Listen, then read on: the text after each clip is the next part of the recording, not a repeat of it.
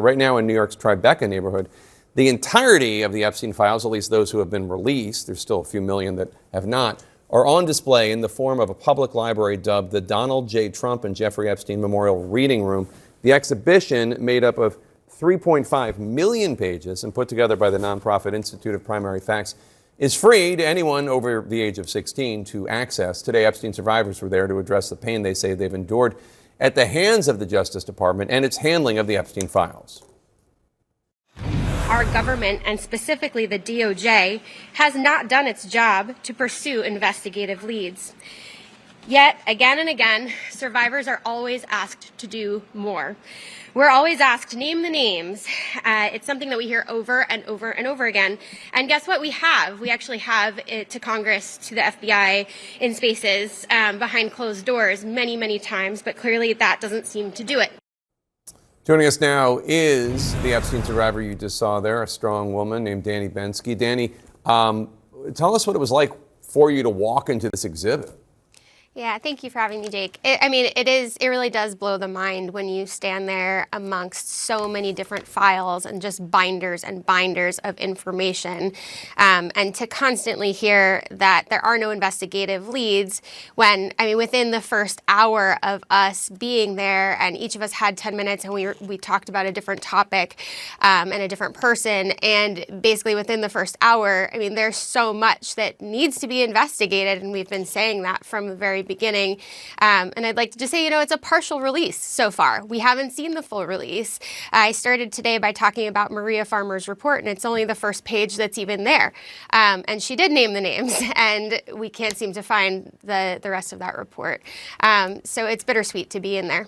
So I know it's not fair to ask you for names because, as you've noted in the remarks, you have told them to the FBI, you have told them to Congress, you have told them, and naming these names publicly exposes you to lawsuits and also to harassment. But just to be clear, can you describe, without the names, can you describe things in the files that you saw that the Justice Department should be following up on? Yeah, I think across the board, women have been really scared to tell our stories outwardly because we are not moving through these legal channels, and we need to, right? So, within an hour, the first thing that we heard about, we talked about Mount Sinai and sort of what's gone on there, and seeing that members of the medical community are totally violating their oath, and Eva Dubin's name is all over the place. It doesn't take that much more time to look into Virginia's deposition and see that her husband, Glenn Dubin, is also all over the place. So these are names that definitely need to be investigated.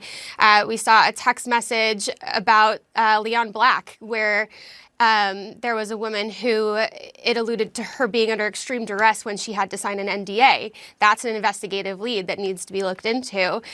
We had another moment where we heard from Richard Kahn assisting with large cash withdrawals, right? Like, these are all things that our government should be able to really look into, and they're not looking into it. And this is public information. This isn't me sitting here talking about my personal story. This is us opening a file and reading the file.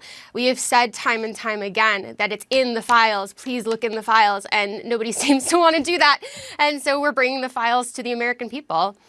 This pop-up gallery also has a display of the long-standing friendship between Epstein and President Trump, the timeline charting their connections over the decades. The organization behind the exhibit says this is to create public outcry over the Justice Department covering up Trump's ties to Epstein. What are your thoughts surrounding accountability for President Trump and for others who have had connections with Epstein?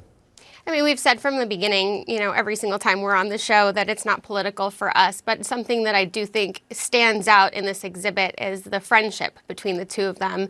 If you know your friends well, you know what their proclivities are and what they're doing behind closed doors. So I do wonder if he knew anything. And I do believe that anybody that knows anything in this case needs to come forward. Dani Bensky, as always, one of the bravest people out there. Thank you so much for being with us today. We really appreciate it. Thank you so much, Jake. Thank you for having me.